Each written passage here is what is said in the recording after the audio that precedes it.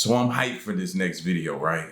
Check this out. This video is titled 5 Scary Mysteries, Paranormal Stories in Haunted Locations. Get this though, from our viewers' hometowns. Now I like videos like this because it drum up different emotions and excitement. Different things happen to you when you hear about something taking place either where you live or near where you live. I've had it happen to me several times in these videos, man, and it makes you think like, whoa, that's real close to home, or that is my hometown. It just does something to you, man. These videos like this are crazy. So we're gonna get into it. If you're new, you know what to do. Hit that subscribe button, man, and spam that like button. Let's get to it.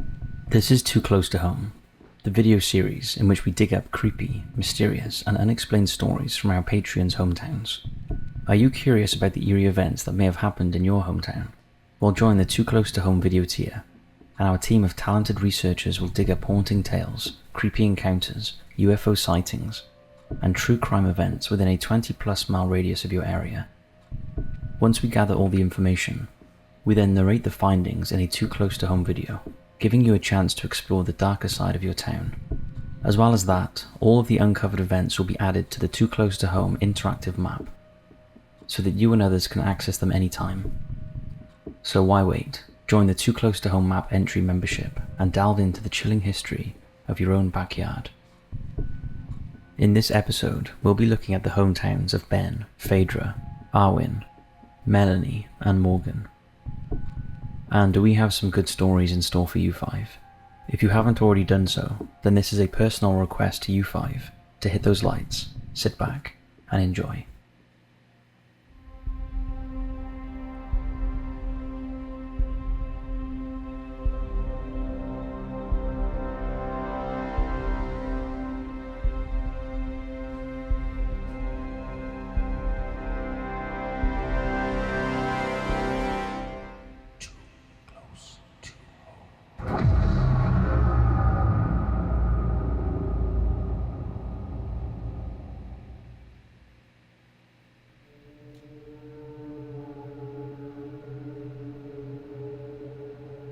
Nesborough.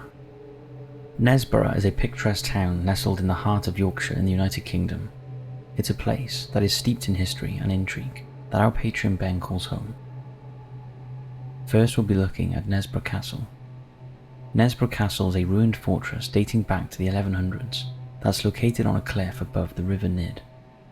Its most notorious occupants were Hugh de Morville and his 3 accomplices, Reginald Fitzurse, William de Tracy, and Richard Lebrent, who took refuge in the castle after they infamously murdered Thomas Becket. At the time of his death, Becket was Archbishop of Canterbury and good friends with the then King Henry II. However, the pair had a minor falling out, and the king was heard to say, "Will no one rid me of this turbulent priest?" Taking the statement literally, 4 of Henry's loyal but slightly dim knights took this as a summons to action, and left for Canterbury in search for Becket. They found him inside Canterbury Cathedral on December 29th, 1170. One of the knights struck Becket before the other 3 pitched in and butchered the holy man, cracking his skull and spilling his brains onto the cathedral floor. Gotta watch the power of your words, man, especially when you got people surrounding you that want to prove themselves to you. When you hold a position, the people up under you be trying to prove themselves to you, man. You gotta watch your words. Man, cracking his skull and spilling his brains onto the cathedral floor. The king was horrified by what his men had done to his friend and blamed himself for the murder, and as an act of penitence, he donned sackcloth and ashes and starved himself for 3 days. Becket was immediately hailed as a martyr and canonized 3 years later in 1173, and a shrine was erected in Canterbury Cathedral.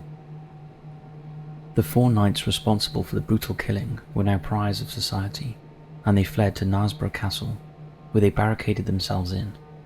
They stayed there for a year in self-exile, and were subject to overwhelming guilt and remorse. It's rumoured that even the vermin that lived at the castle shunned them, and even refused to eat the crumbs that fell from their table. Henry barred the disgraced knights' male heirs from inheriting property, which in those days was a serious blow. To try and absolve themselves, the knights made their way to the Pope in Rome, who commanded them to go on pilgrimage to the Holy Land. All four are believed to have died either in Jerusalem or on their way there. Nesborough Castle is said to be haunted by two ghosts who seem to be locked in eternal combat. On several occasions, the apparition of a man with his arm raised has been witnessed, standing over another man who is lying on the ground. If approached, they both fade away. It's speculated the man on the ground is the spirit of Thomas Becket being attacked by one of his assailants, an eternal reminder of one of the most important and treacherous acts in British history. Old Mother Shipton Park. In 1488, in a cave next to a well, a young girl named Agatha gave birth to an illegitimate child she called Ursula Sontail. From an account by a woman who was present at the birth, a smell of sulphur and a giant crack of thunder rolled just as the baby was born. The baby was huge and misshapen, and laughed and jeered loudly as it entered the world, causing the storm to silence. As Ursula grew, she was ridiculed and feared for both her looks and nature. Her nose was large and crooked, her back bent, and her legs twisted. I bet they wouldn't laugh though if they heard what was going on when she was being born. What the weather did, how she came out, different things like that, bro. People like that, leave them alone. You don't know what they could... Man, that seems like something out of a movie to me. Somebody's born, dark, the skies get dark, lightning strike and thunder, and then it stops as soon as they're born. And they could possess all kinds of different powers, just wipe you off the map. Her nose was large and crooked, her back bent, and her legs twisted, and she spent most of her days around the cave where she was born, making remedies and potions out of flowers and herbs. It came as a surprise to the locals that at the age of 24, Ursula married Toby Shipton, a respected local carpenter. After her marriage, Ursula began to make frighteningly accurate predictions about the future, including the provision of water to York over the Ouse Bridge, the dissolution of the monasteries, the Great Plague, and the Great Fire of London, all events that happened years after her death. As she grew older, she became known as Mother Shipton, and she has remained a legendary figure of romance and folklore in Nesborough history. And the park with the cave she was born in is now known as Mother Shipton's Park. Also located in the park is the petrifying well, where the water has such a high mineral content that anything it runs over is left with a thin mineral deposit on its surface. That turns things to a kind of stone. I just learned about this in another video. But I didn't know the stories surrounding that. This is classic people not telling you everything. The context I received the information about this stuff is totally different than the story that was just told about the girl being born in that cave. I would be going there looking for just historical unexplained mysteries of how this stuff is kind of turned to stone and people bringing random things up there. You see all this random stuff hanging up there to be turned to stone, not knowing it's connected to this story as well, which makes me not want to go there. This builds up over time and turns objects left in the stream's way to stone, and surprisingly quickly too. Porous objects like soft toys can be turned to stone within only 3 to 5 months. Over the years, many celebrities have donated objects to the petrified well. Even John Wayne's hat was hung there and preserved. All pretty strange. We'd love to know, Ben, if you've ever visited the castle and had any strange occurrences there, or spent any time in the park, especially at night.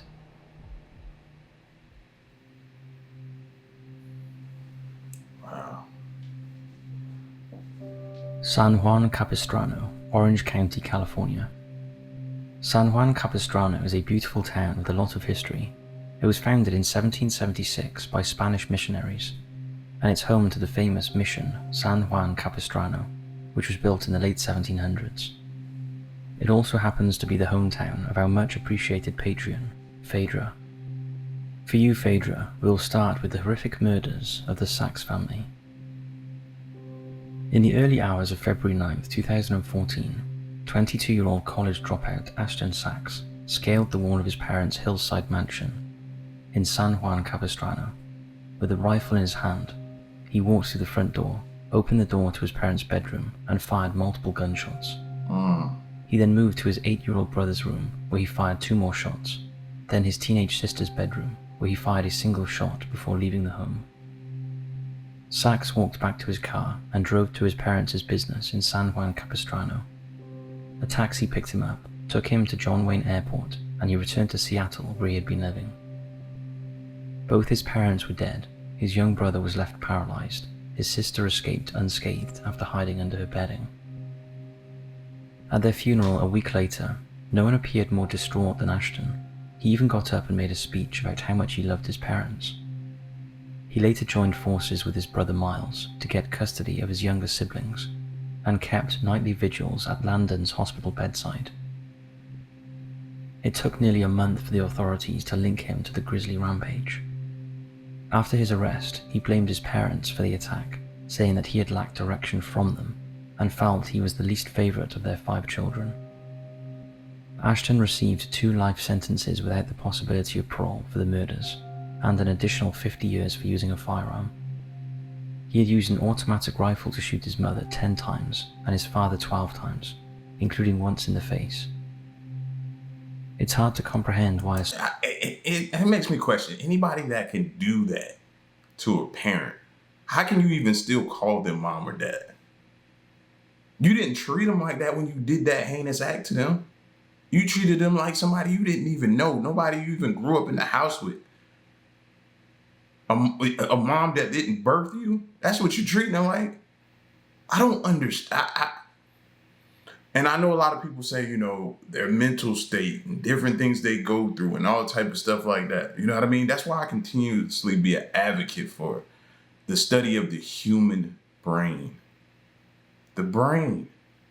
I feel like that's where a lot of the answers lies into the questions that we have for situations just like this. What can make you click and do something like that and then turn around and then show remorse for them like it wasn't you that did it? That just, I don't know. his son would do this to his parents and siblings. There is more to this tragic story, but nothing that would in any way justify what Ashton did to his family. I wonder if you've ever heard about this story, Phaedra. Next we'll look at a famous haunted landmark. Mission San Juan Capistrano is a historic landmark and museum, and the birthplace of Orange County.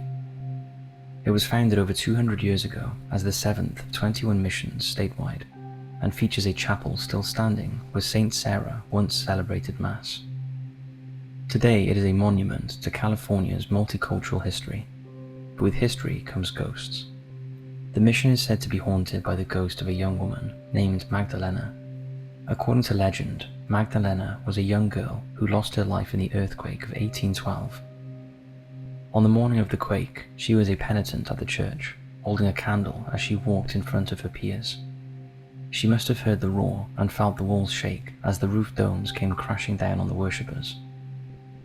It's claimed that on nights with a fingernail moon, her face is seen illuminated by a candle in the highest window of the ruins of the church, and her spirit is said to haunt the mission to this day. As well as Magdalena, there is a faceless monk who roams the back corridors at night. The rattle of his sandals can be heard echoing through the walls as he hurries along before disappearing into the shadows. There is also a headless soldier who stands guard near the garrison building as the sound of bells mysteriously ring through the night. But this is not the only haunted monument for you to take a visit to, Phaedra. The O'Neill Museum is another spot in San Juan Capistrano that is said to be haunted. The museum is in a historic building that was once the home of wealthy saloon owner Jose Garcia, who built the house for his beloved wife. Sadly, Jose was murdered in his own saloon after a dispute with Manuel Fellows over development plans. It's said the bitter spirit of Garcia's ghost patrols the street outside the museum, looking for Fellows, who somehow never served his sentence for the murder after he was freed early on parole. In 1903, Albert Pryor, bought the house from the Garcia family. Shortly after he moved in, he had a stroke and had to take in lodgers to help with his medical bills. Mr. Pryor sat on the porch until sundown almost every day, rain or shine, and after his death, Pryor's ghost has been witnessed limping around the museum and looking in windows of his former home. Phaedra, if you have never been here, we'd love for you to take a visit and see if you can sense anything strange. Wow. Topeka, Kansas. Topeka in Kansas, USA is a city brimming with history, culture, and captivating attractions. And our Patreon Arwin is lucky enough to live there. Firstly, we are going to look at the sacred Burnett's Mound. Burnett's Mound is a historic landmark in Topeka. It's a hill that offers a panoramic view of the city. To look at it today, few would realize its significance to the history of the town. In the 1800s, a tornado ravaged the town of Topeka. Many Native Americans were killed and their settlements destroyed. At the time, Chief Abram B. Burnett of the Potawatomi tribe stated that the mound should never be disturbed as a mark of respect to those who lost their lives in the tornado. He said it was sacred land that was watched over by the Great Spirit. Years later in 1960, construction began for the interstate bypass at the base of the mound, and the top of the hill was cut off to house a 5 million gallon water tank. Following the construction, And for all we know, the workers carrying out the task that they were ordered to do to build this thing didn't even possibly know the history they're trampling upon, the history they're destroying. They probably didn't even know. See, that's the scary part of things, man. You be doing what you think you're doing your job, and you could be messing up something like this, and it could have some like real creepy repercussions and different things happening to you that you don't even know why things are happening to you. housing developments began to pop up around the base of the mound. On June 8, 1966, a massive tornado hit Topeka, claiming 16 lives and causing many injuries. The tornado was rated F5, the highest rating on the Fujita scale, and it was one of the deadliest and costliest tornadoes in the history of the United States. The tornado destroyed many buildings and homes in Topeka, but remarkably, Burnett's Mound remained unscathed. It's believed it acted as a natural barrier, protecting the surrounding area from the full force of the tornado. However, despite the mound preventing an even worse disaster than already occurring, many believe the tornado happened in the first place because of the warning from Chief Abram B. Burnett all those years ago. And I agree. Imagine being a person that moved into one of those homes and didn't know the history of the background, and you moved there and didn't know that. Man, I'd be mad, bro, beyond pissed. Y'all could have told us this. Better yet, y'all shouldn't even build these homes here if you knew that. Some of us take that type of stuff to heart and literally and take that stuff serious, and some people be like, that's just ancient folktale. Nobody believes that type of stuff. Cool. Explain that during a hurricane. And I know you'll have some geological reason of why that hurricane took place and different that, this, that, and the third. But who's to say who's right and who's wrong? Exactly. Had not been heeded, and the tornado was revenge for the damage done to the mound during the 1966 construction works. Many locals believe it could only be a matter of time before something happens again. Next, we'll look at the albino woman of Rochester Cemetery. Perched on a steep shoreline overlooking the Kaw River Valley near Topeka is Rochester Cemetery, possibly the city's oldest burial ground. For many years, it's been rumored to be haunted by a mysterious albino lady. In life, the woman was believed to be a maid working for a family in a house close to the cemetery. She was well known in the area, although no one knew her name, but she stood out as she had the whitest skin and hair and blazing pink eyes. It's believed she died around 1965 and is buried in the cemetery. While shortly after her death, the sheriff's office began receiving reports of a ghostly woman in white with pink eyes roaming around the cemetery, asking visitors what they were doing there. Sometimes she was seen with a white German shepherd or a poodle. The last reported sighting of her was by a man driving to Goodyear on Menninger Road. Arwen, we'd love to know if you've ever been to the cemetery, and if you'd be willing to take a trip there at night for us to see if you experience or capture anything strange. Drop us an email if you do decide to take a visit. Lastly, we'll look at the curious case of Sam Rages. Sam Rages travelled from England with his brother and made his home in Topeka, Kansas. He was the first publisher of the city directory in Topeka and was known for being a bit odd. He would often be seen around the town wearing a fur coat in the height of summer. His theory was that if it kept the cold out, shouldn't it also keep out the heat? It was also known that he spent many years creating his memorial, even though he was nowhere near dying. Pre-planning for one's final journey was practically unheard of in his day. However, Rages wanted to go out in style. He built an above-ground mausoleum and had it wired with electricity and a light.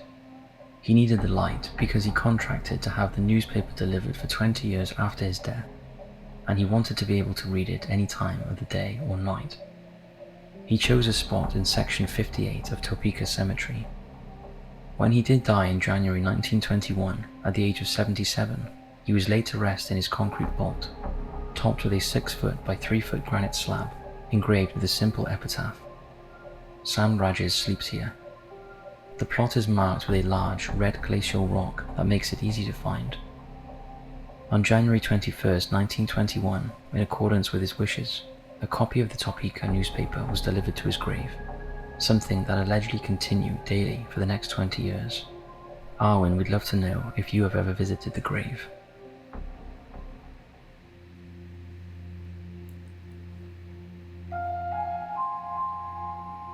Victoria, British Columbia, Canada. Our awesome patron Melanie lives in Victoria, the capital of British Columbia in Canada. This vibrant city is located on the southern tip of Vancouver Island and is rich in history and culture. Its British colonial past is reflected in its Victorian architecture and stunning gardens and parks with a sprinkling of mystery. For Melanie, we are first going to start with her own personal story that she has given permission for us to share with you. When Melanie was around 8 or 9 years old, a popular game was a 2-finger lifting game called Light as a Feather, Dead as a Stone. At the time it was played by all kids and involved standing around. But they called it something different. Then it was like light as a candle, stiff as a board though in the movie. What did she call it? 8 or 9 years old, a popular game was a 2-finger lifting game called Light as a Feather, Dead as a Stone. Dead as a stone. I think in the movie they said stiff as a board. Yeah, I remember that in that movie. At the time it was played by all kids and involved standing around a chosen dead person, one of the kids, and chanting the words light as a feather, dead as a stone over and over, before all the kids bent down and put 2 fingers under the elected dead person, and it would supposedly magically lift up. The game, also known as Light as a Feather, Stiff as a Board, dates back to the 1600s, and it was mentioned by the famous British naval administrator and diarist Samuel Pepys in one of his diary entries. It also has links to witchcraft and curses, with accounts of unexplained things happening after playing the levitation trick. Melanie only remembers playing the game once, and that was enough, as she was in her cousin's basement with some friends, and they played the game for a laugh. As they chanted around the nominated dead person, Melanie remembers a feeling of seriousness, and as the group bent down to lift the dead, they all seemed to be in perfect unison, and unexpectedly the dead began to rise, even though none of them were lifting. They all watched in horror as her body lifted off the ground. They all screamed and ran from the basement. As Melanie looked back, the dead was still there, just floating in midair. To this day, she cannot explain what happened and never played the game again. I would have never played the game, never mentioned the game, never watched that movie, never wanted to see it on social, and as a kid, I would have, yep. Thinking back to my childhood days, if I'd have had the opportunity to participate after seeing the movie and people wanted to try to do that, I probably would have been right in there with them trying it. Probably been. But now, you couldn't get me to do it. I know what comes with that, man. And you be asking to open up Pandora's box, and it'd be hard to close back. Oh man, that takes me back, bro. I remember hearing those words uttered in that movie, light as a feather, stiff as a board, and her levitating off of the ground. Yeah. Feels extra creepy to talk about it now, though. Our family members said that they played this game many years ago and it worked. We'd be interested to know if any of you have had similar success playing the game. I want to know too, if y'all had success or y'all ever played it, put it in the comment section and tell me what happened. I want to know. Lastly, we'll look at the teen murder horror, which occurred on October 5th, 1992, when 17-year-old Derek Lord and 16-year-old David Muir boarded a ferry from Victoria to Tawasin.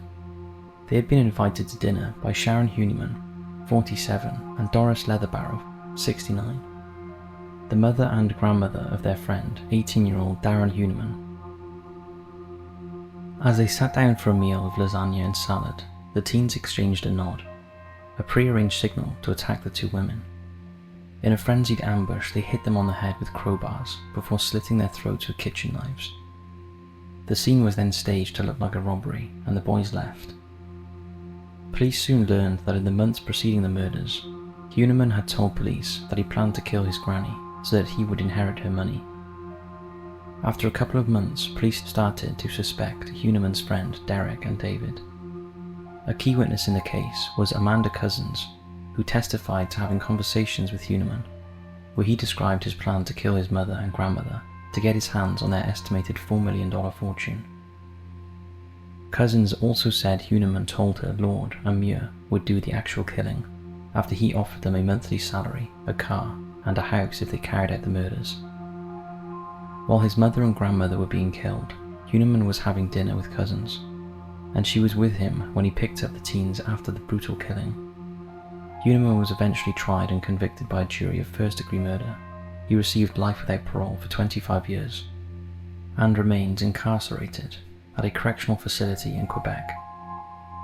Muir and Lord were both convicted and sentenced to a term of life imprisonment without eligibility for parole for 10 years.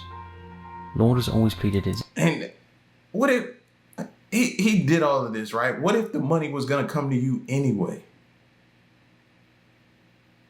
What if, did you even stop to think that? What if the money was coming to you? You probably didn't even know. Probably didn't have those talks and communications with your grandparents or whoever they were to him. So this is the way you go about doing it? See, and stuff like that makes me be like, man, you don't even want to tell nobody about how much you're worth or what you're going to leave behind, or, you know what I'm saying? Because people be really plotting against you, and it be the ones closest to you.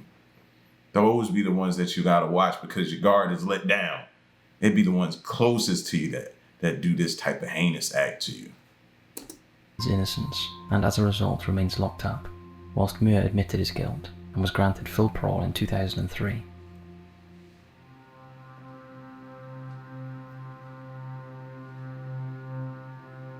Rockford, Michigan and Loudon, New Hampshire. Our patron Morgan is from Rockford, Michigan, but now lives in Loudon, New Hampshire. So for you, Morgan, we're going to look at both places. We'll start with a couple of legends from Rockford. Northwest of Rockford is a rickety old metal footbridge that crosses the Rogue River, known as Hal's Bridge. Allegedly, it is where in the 1800s, a local man called Elias Frisky killed several children.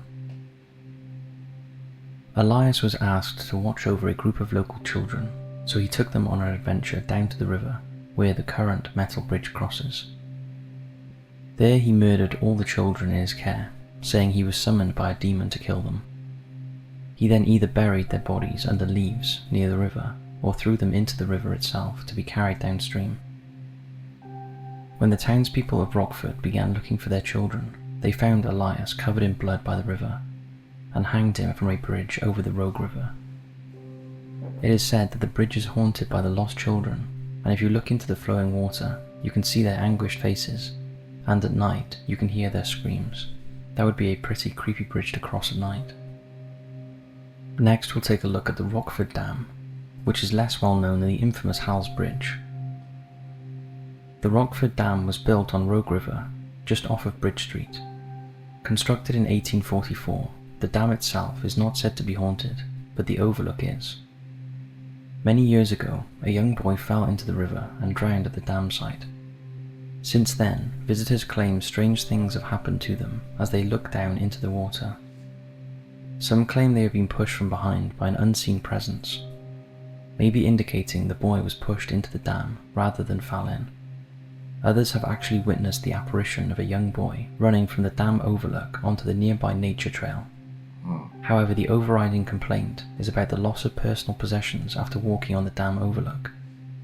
Many believe the spirit of the young boy who lost his life so tragically is responsible for all these anomalies. Pretty creepy.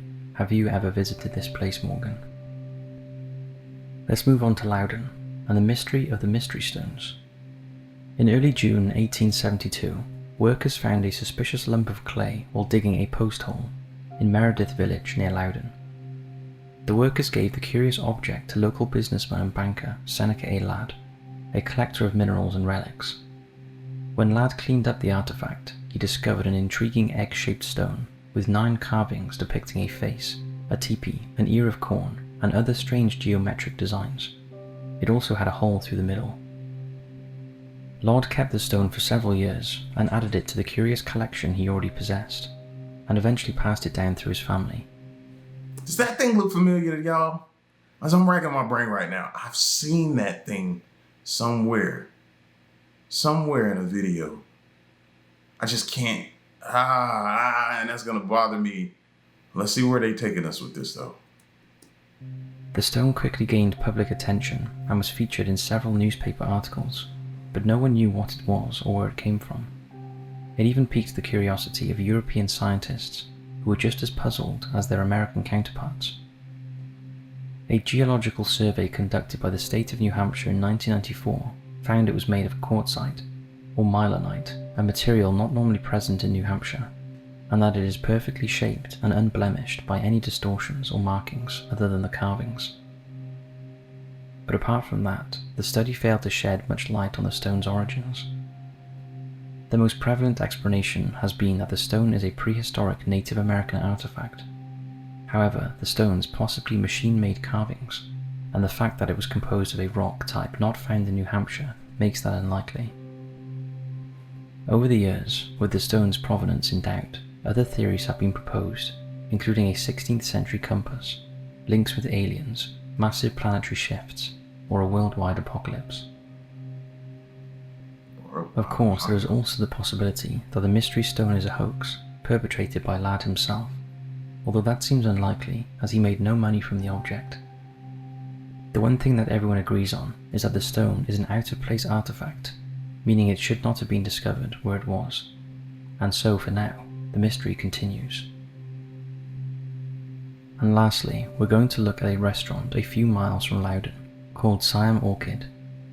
Many people who have dined there have seen glasses moving across the tables and heard strange noises coming from the room and kitchen that do not sound human.